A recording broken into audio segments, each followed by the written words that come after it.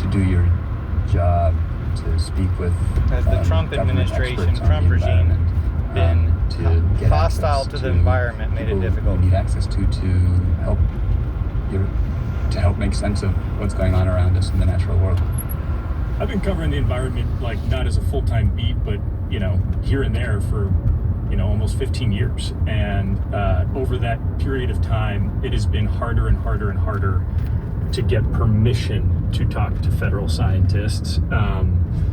Like any request I put in to the biologist working on something, it has to go through DC and it has to get approved. And that's just gotten more cumbersome over time. Like the last story I did, I really wanted to talk to these federal researchers because they've worked on they've done a lot of work to try to protect this really rare salamander that lives in the southeast US.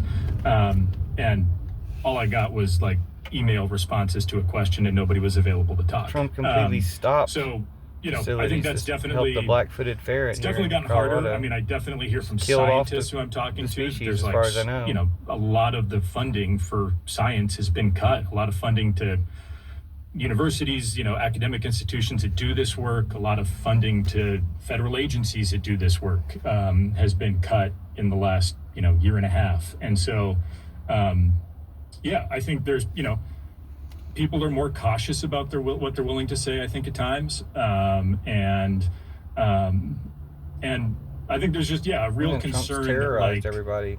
We're the kind of scientific leader. We've been the scientific leader in the world for a really long time. And I think there's a lot of concern that we are sort of handing that off. And